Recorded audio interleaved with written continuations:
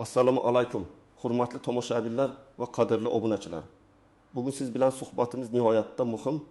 Shuning uchun diqqatingizni jamlashingizni iltimos qilaman. Gap pensiya indeksatsiyasi haqida boradi. Aynan sizning pensiyangiz, kelajagingiz va moliyaviy barqarorligingiz haqida. Yaqinda e'lon qilingan va 2026 yildan kuchga kiradigan pensiya indeksatsiyasining yangi tafsilotlari ko'pchilikni chalkashtirib yubordi. Ba'zilarini esa xavotirga soldi. Men ushbu mavzu bo'yicha to'liq ma'lumot berishga, barcha noaniqliklarga oydinlik kiritishga tayyorman. Bu ma'lumot har bir pensioner, pensiyaga chiqish arafasidagi fuqaro, hatto yoshlar uchun ham nihoyatda muhim. Shuning uchun videoni oxirigacha diqqat bilan tomosha qiling. Hoziroq kanalimga obuna bo'lib, like tugmasini bosishni unutmang. Chunki bu ma'lumot hayotingizga bevosita ta'sir qilishi mumkin.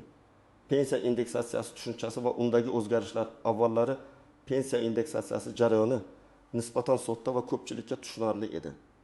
Odatda hukumat yiliga bir yoki 2 marta mamlakatdagi inflyatsiya darajasini hisobga olgan holda pensiyalarni ma'lum bir foizga oshirish haqida qaror qabul qilardi. Bu degani, masalan, agar inflyatsiya darajasi eng fundi bo'lgan bo'lsa, pensiyalar ham shu foizga yoki unga yaqinroq bir qiymatga ko'paytirilardi. Bu tizim ko'p yillar davomida amalda bo'ldi. Asosiy maqsad pensiyaning xarid qobiliyatini saqlab qolish va pensionerlarning ijtimoiy himoyasini ta'minlash edi. Ammo bu tizimda ba'zi kamchiliklar ham bor edi.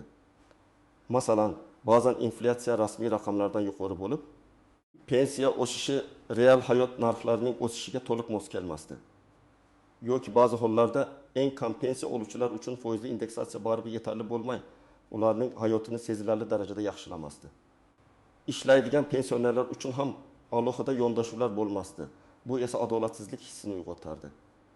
Endi esa vaziyat tubdan o'zgarmoqda. 2026 yildan boshlab pensiya indeksatsiyasi uchun yangi, yanada murakkabroq va shaffofroq tizim joriy etilishi kutilmoqda. Hukumat qaroriga ko'ra pensiya indeksatsiyasi endi shunchaki umumiy foiz orqali emas, balki bir nechta mezonlarga asoslangan holda amalga oshiriladi. Bu yangilikning asosiy maqsadi pensiya tizimini yanada adolatli, samarali va shaffof qilish, har bir fuqaroning mehnat faoliyatiga qarab munosib pensiya olishini ta'minlash. Yangi tizimda xarid qobiliyatini saqlab qolish bilan birga ijtimoiy tenglikni oshirish va mehnatga rag'batlantirishga ham alohida e'tibor qaratilgan. Ya'ni endi pensiya indeksatsiyasi umumiy inflyatsiya bilan bir qatorda. Mamlakatdagi o'rtacha ish haqi o'sishi dinamikasini, har bir fuqaroning pensiya jamg'armasiga kiritgan shaxsiy badallarni va uning ijtimoiy ahvolini ham hisobga oladigan ko'p bosqichli mexanizm bo'ladi. Bu o'zgarish nafaqat pensiya miqdoriga, balki pensiya hisoblashning butun falsafasiga ta'sir qiladi.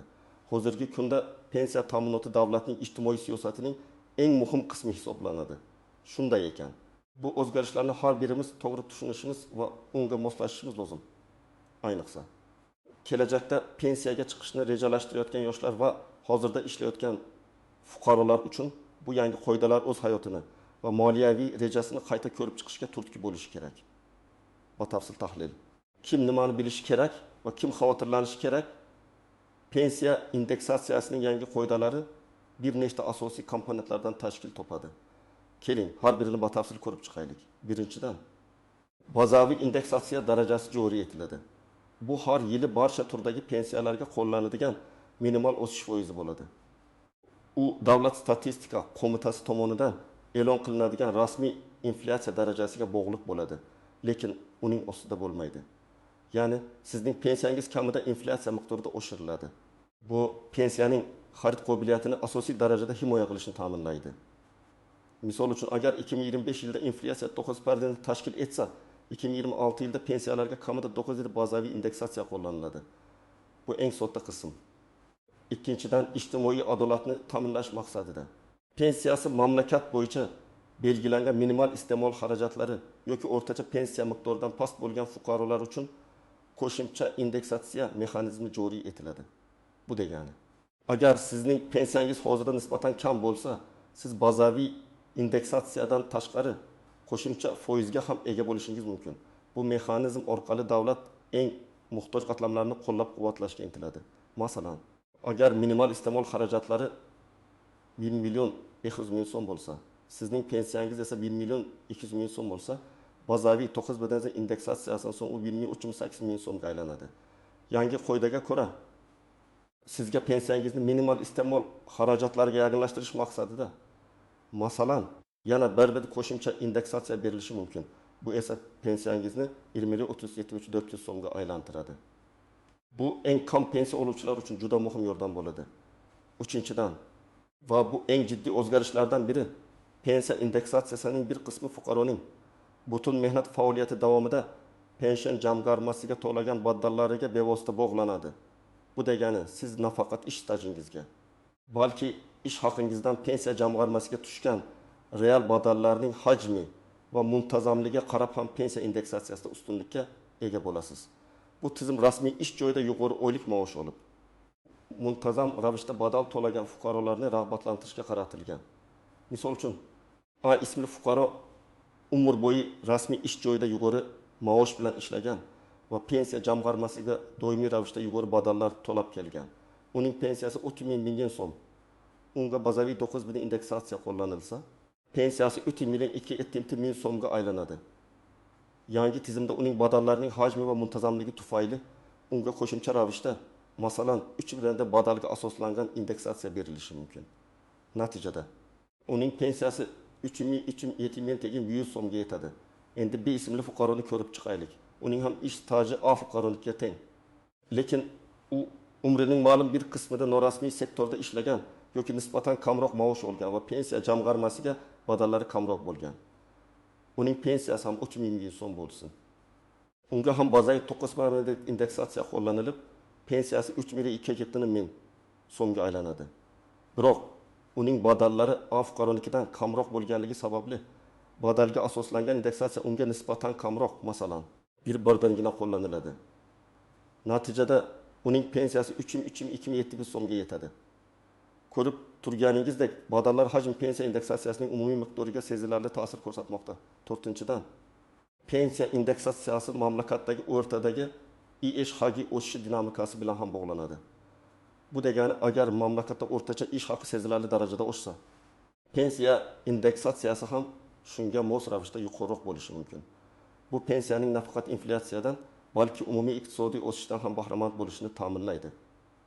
Masalan, agar o'rtacha ish haqi 10% ga o'sgan bo'lsa, bazaviy indeksatsiyaga qo'shimcha ravishda pensiyalar uchun yana ma'lum bir foiz qo'shilishi mumkin. Bu pensiya tizimini mamlakat iqtisodiyoti bilan yanada integratsiya qiladi va uning barqarorligini oshiradi. Xo'sh, bu o'zgarishlar kimlarga ta'sir qiladi va kimlar xavotirlanishi kerak? Eng avvalo, pensiya jamg'armasiga muntazam va yuqori badallar to'lab kelgan barcha fuqarolar hamda hozirgi pensionerlar bu yangi tizimdan yutadi. Ularning pensiyasi bazaviy indeksatsiyadan tashqari qo'shimcha foizlarga ham ega bo'ladi. Xavotirlanishi kerak bo'lganlar esa ilk norasmiy sektorda ishlaganlar. Agar siz umringizning katta qismini norasmiy ish joylarida o'tkazgan bo'lsangiz va pensiya jamg'armasiga badallar to'lamagan bo'lsangiz yoki juda kam miqdorda to'lagan bo'lsangiz, pensiya indeksatsiyasining badalga asoslangan qismidan to'liq foydalana olmasligingiz mumkin. Bu sizning pensiyangizni boshqalarnikiga nisbatan sekinroq o'sishiga olib kelishi mumkin. Ikkili pensiya yoshiga yaqinlashayotganlar. Agar siz pensiya yoshiga yaqinlashayotgan bo'lsangiz va hozirgacha badallaringiz kam bo'lsa, sizda hozirdan boshlab rasmiy ishga o'tish yoki ixtiyoriy badallar to'lash orqali vaziyatni o'zgartirish imkoniyati bor. Bu haqda keyinroq batafsilroq to'xtalaman. 3. Minimal pensiya oluvchilar. Yangi tizim ularga qo'shimcha yordam berishga qaratilgan bo'lsa-da, baribir ularning pensiyasi o'sishi yuqori badallar to'laganlarnikidan pastroq bo'lishi mumkin. Biroq ularning ijtimoiy himoyasi kuchaytiriladi. Ya'ni pensiyalari minimal iste'mol xarajatlari darajasidan pastga tushmasligi ta'minlanadi. Kim xavotirlanishi shart emas. Pensiya jamg'armasiga muntazam va yuqori badallar to'laganlar. Siz yangi tizimdan foyda ko'rasiz. Chunki sizning pensiyangizning xarid qobiliyati nafaqat inflyatsiyadan himoyalanadi, balki iqtisodiy o'sish va badallar hisobiga sezilarli darajada oshiriladi. Yoki hozirda minimal pensiya olib, daromadi past bo'lgan fuqarolar. Sizlar uchun qo'shimcha indeksatsiya mexanizmi mavjud bo'lib, pensiyaning minimal iste'mol xarajatlaridan pastga tushmasligini ta'minlaydi. Bu ijtimoiy adolat tamoyilining muhim qismi. Muhim misollar va raqamlar orqali tushuntirish. Bir misol. mehnat faxriysi O'g'iloy opaning hikoyasi. O'g'iloy opa 35 yil maktabda o'qituvchi bo'lib ishlagan. Doimiy rasmiy maosh olgan va pensiya jamg'armasiga barcha badallarni muntazam to'lagan. Uning hozirgi pensiyasi 2100 ming so'm. Yangi tizim bo'yicha bir bazaviy indeksatsiya faraz qilaylik. 2026 yilda bazaviy indeksatsiya amkaminni tashkil etdi. Uning pensiyasi 2 million 3 million ming so'mga aylanadi. 2 badalga asoslangan indeksatsiya uning muntazam yuqori badallar uchun masalanmagan. Qo'shimcha 2 badalga indeksatsiya beriladi. 3 ming yaqin megin. 3400 so'm. 3 o'rtacha ish haqi o'shi hisobiga agar o'rtacha ish haqi o'shi tufayli yana erkin bandasi qo'shilsa 3400 so'm. O'g'iloy opaning pensiyasi umumiy hisobda 2800 ming so'mdan 2224 so'mga, ya'ni 5.4ga oshdi. Bu eski tizimdagi shunchaki umumdagi indeksatsiyadan ancha yuqori ko'rsatkich. 2 misol usta hunarmand Alisher akaning hikoyasi. Alisher aka gördüm yil hunarmandchilik bilan shug'ullangan. Umrining dastlabki 20 yilda rasmiy ishlagan, qolgan 20 yilda esa ustachilik qilib. Asosan norasmiy daromad topgan va pensiya jamg'armasiga ixtiyoriy badallarni doimiy to'lamagan. Faqat minimal miqdorda hisoblatgan. Uning hozirgi pensiyasi 2 million so'm. Yangi tizim bo'yicha erindi. Bazaviy indeksatsiya xuddi shu 11 indeksatsiya. Uning pensiyasi 2 million 200 ming so'mga aylanadi. Ikkin badalga asoslangan indeksatsiya norasmiy davrda to'langan badallar kam bo'lganligi sababli unga faqat masalan 5% qo'shimcha badal indeksatsiyasi beriladi. 2200 ming 2200 so'm. O'rtacha ish haqi o'sishi hisobiga 1% qo'shiladi. 2233 so'm. Alisher akaning pensiyasi umumiy hisobda 2 million so'mdan 2233 million so'mga, ya'ni 1.6 ga oshdi. Bu ham yomon emas, lekin O'g'iloy opaning g'irdaq-dirtirlik o'sishidan ancha past. Bu yerda badallarning ahamiyati yaqqol ko'rinib turibdi. 3 misol yosh ona Dilnoza opaning hikoyasi, nogironlik pensiyasi. Dilnoza opa bolaligidan nogironligi borligi sababli nogironlik pensiyasi oladi. U ishlay olmaydi. Uning hozirgi pensiyasi 1 million 300 ming so'm. Minimal iste'mol xarajatlari esa 1 million 500 ming so'm. Yangi tizim bo'yicha bir bazaviy indeksatsiya, eng bari indeksatsiya. Uning pensiyasi 1 million 300 ming 1 million 330 ming so'mga aylanadi. 2. Qo'shimcha ijtimoiy indeksatsiya. Uning pensiyasi minimal iste'mol xarajatlaridan past bo'lganligi sababli unga masalan 7% qo'shimcha indeksatsiya beriladi. 1700 so'm. Dilnoza opaning pensiyasi umumiy hisobda 1 million 300 ming so'mdan 1 million 700 so'mga, ya'ni 27 ga oshdi. Bu yerda ijtimoiy himoya mexanizmi juda kuchli ishlaganini ko'rishimiz mumkin. Bu misollar yangi tizimning qanday ishlashini va turli toifadagi fuqarolarga qanday ta'sir qilishini aniq ko'rsatib turibdi. Istisnolar, tuzoqlar va noaniq nuanslar har qanday yangi tizimda bo'lgani kabi. Bu yangiliklarda ham istisnolar, e'tibor berish kerak bo'lgan tuzoqlar va dastlab ko'zga tashlanmaydigan nuanslar mavjud. Istisnolar. 1. Harbiy pensionerlar va maxsus xizmat pensionerlari. Ko'p hollarda harbiy xizmatchilar va huquq tartibot organlari xodimlari uchun pensiya hisoblash va indeksatsiya qilishning alohida qoidalari mavjud. Yangi indeksatsiya tizimi ularga to'g'ridan-to'g'ri ta'sir qilmasligi mumkin. Chunki ularning pensiya ta'minoti alohida qonun hujjatlari bilan tartibga solinadi. Biroq umumiy iqtisodiy o'sish va inflyatsiya ularning pensiyalarining xarid qobiliyatiga bilvosita ta'sir ko'rsatadi. Shuning uchun ularning pensiyalari ham tegishli tartibda qayta ko'rib chiqiladi. Lekin bu boshqa mexanizm orqali amalga oshiriladi. 2. Chegara o'rtida ishlagan fuqarolar. Agar siz chet elda ishlagan bo'lsangiz va o'sha mamlakatda pensiya sug'urta badallarini to'lagan bo'lsangiz, bu badallar bevosita O'zbekistondagi pensiya indeksatsiyasi hisobida bevosita qatnashmaydi. Ammo agar O'zbekistonning boshqa davlatlar bilan pensiya ta'minoti bo'yicha shartnomalari mavjud bo'lsa, xorijdagi staj va badallar hisobga olinishi mumkin. Bu juda nozik masala va har bir holatda individual yondashuv talab etiladi. Bu masalada pensiya jamg'armasining xalqaro bo'limi bilan bog'lanish zarur. Tuzoqlar va noaniq nuanslar. 1. badalga asoslangan indeksatsiyaning hisoblash formulasi bu eng murakkab nuqta. Pensiya jamg'armasiga to'langan badallarning umumiy hajmi qanday hisoblanadi? Faqatgina pul miqdori emas, balki bu badallarning to'lov dinamikasi. Ya'ni qancha muddat to'langanligi va qancha vaqt oralig'ida to'langanligi ham hisobga olinishi mumkin. Bu formula hanuzgacha batafsil e'lon qilinmagan bo'lishi mumkin. Shuning uchun rasmiy ma'lumotlarni kuzatish muhim. Masalan, 30 yil davomida muntazam to'langan 100 million so'm badal 5 yil ichida to'langan xuddi shunday 100 million so'm badaldan ko'proq qiymatga ega bo'lishi mumkin. Chunki uzoq muddatli barqarorlik rag'batlantiriladi. 2. Ishlaydigan pensionerlar masalasi. Yangi tizimda ishlaydigan pensionerlarning pensiya indeksatsiyasi qanday amalga oshirilishi hali to'liq aniq emas. Ba'zi mamlakatlarda ishlaydigan pensionerlarning pensiyalari indeksatsiyadan chiqariladi yoki kamroq miqdorda indeksatsiyalanadi. Bu pensiya jamg'armasiga tushayotgan yukni kamaytirish va ijtimoiy adolatni saqlash maqsadida qilinadi. Bu borada O'zbekistonda ham shunga o'xshash qoidalar joriy etilishi mumkin. Ya'ni, agar siz pensiyaga chiqqandan keyin ham ishlashda davom etsangiz, sizning pensiyangiz umumiy tartibda indeksatsiyalanmasligi yoki indeksatsiya qilingan taqdirda ham qo'shimcha badal indeksatsiyasini olmasligingiz mumkin. Bu albatta ishlovchi pensionerlar uchun o'ziga xos bir nuansa. O'ti inflyatsiya hisobining xususiyatlari pensiya indeksatsiyasi uchun inflyatsiya darajasi qanday hisoblanadi? Faqatgina iste'mol narxlarining umumiy indeksi emas, balki pensionerlarning asosiy ehtiyojlari soati narxlarining o'zgarishi ham hisobga olinishi mumkin. Chunki pensionerlar odatda mahsulot va xizmatlarning boshqa toifalarga nisbatan o'ziga xos iste'mol strukturasiga ega bo'ladilar. Bu ham indeksatsiyaning natijasiga ta'sir qiluvchi muhim omil. 4. Pensiya ta'minoti haqidagi ma'lumotlarning raqamlashtirilishi. Endi barcha ma'lumotlar elektron tarzda yig'iladi va tahlil qilinadi. Ba'zida eski qog'oz shaklidagi ish staji va maosh haqidagi ma'lumotlarda nomuvofiqliklar yoki xatolar bo'lishi mumkin. Bu esa pensiya hisoblashda yoki indeksatsiyada muammolarni keltirib chiqarishi mumkin. Shuning uchun o'z ma'lumotlaringizni tekshirish juda muhim. Amaliy maslahatlar: nima qilish kerak, hurmatli tomoshabinlar? Bu yangi qoidalar sizdan faol harakatlarni talab qiladi. Shunchaki kutib o'tirish yetarli emas.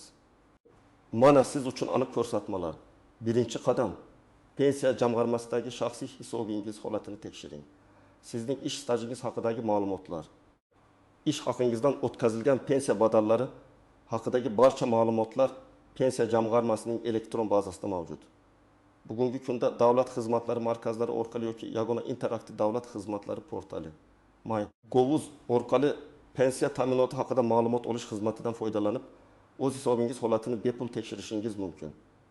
Bu yerda sizning ish stajingiz, har bir ish joyidan olingan daromadlar va to'langan badallar aks etgan bo'ladi. Agar sizda bir davrdagi ma'lumotlar yo'qligini yoki noto'g'ri ekanligini sezsangiz, darhol chora ko'rishingiz kerak. Ikkinchi qadam: barcha tegishli hujjatlarni tartibga soling. Bularga mehnat daftarchasi agar mavjud bo'lsa, ish joyidan berilgan ish haqi to'g'risidagi ma'lumotnomalar, ayniqsa 2005 yilgacha bo'lgan davrlar uchun. Nikoh to'g'risidagi guvohnoma. Agar familiyangiz o'zgargan bo'lsa, oliy o'quv yurtini tugatganlik haqidagi diplom va boshqa tegishli hujjatlar kiradi. Agar sizda eski mehnat daftarchalari yoki arxiv ma'lumotnomalari bo'lsa, ularning asl nusxalari va elektron nusxalarning mavjudligiga ishonch hosil qiling. Agar qandaydir hujjatlar yo'qolgan bo'lsa, tegishli arxivlarga yoki sobiq ish joylaringizga murojaat qilib, ularni tiklashga harakat qiling.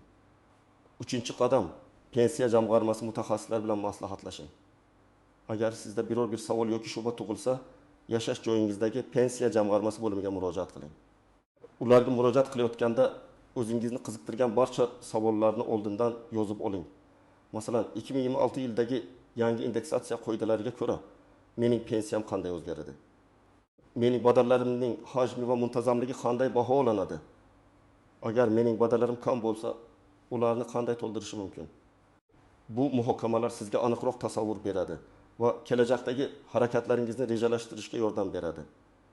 4-qadam: rasmiy e'lonlarni diqqat bilan kuzatib boring. O'zbekiston Respublikasi Prezidentining, Vazirlar Mahkamasining qarorlari, Moliya vazirligi huzuridagi pensiya jamg'armasining rasmiy sayti va boshqa hukumat axborot manbalaridagi yangiliklarni muntazam ravishda kuzatib boring. Yangi qoidalar bo'yicha qo'shimcha tafsilotlar va tushuntirishlar e'lon qilinishi mumkin. Ayniqsa badallarning hisoblash formulasi va ishlaydigan pensionerlar bo'yicha aniq mexanizmlarga oid ma'lumotlar paydo bo'lishini kutishingiz kerak. 5-qadam pensiyaga chiqish arafasidagi fuqarolar uchun qo'shimcha maslahatlar. Agar siz pensiyaga chiqishga yaqinlashayotgan bo'lsangiz, hozirdanoq o'z moliyaviy strategiyangizni qayta ko'rib chiqing. Agar badallaringiz yetarli bo'lmasa, ixtiyoriy badal to'lash imkoniyatini ko'rib chiqing. Davlat xizmatlari markazlari orqali ixtiyoriy badal to'lash tartibi haqida ma'lumot olishingiz mumkin.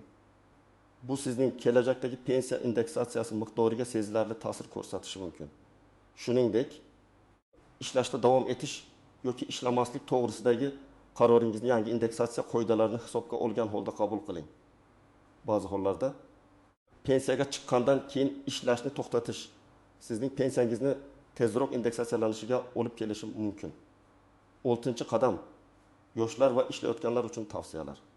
Agar siz hali pensiyaga chiqishga uzoq bo'lsa ham, bu yangi qoidalar sizga hozirdanoq rasmiy ish joyida ishlashning va pensiya jamg'armasiga muntazam badallar to'lashning muhimligini ko'rsatishi kerak.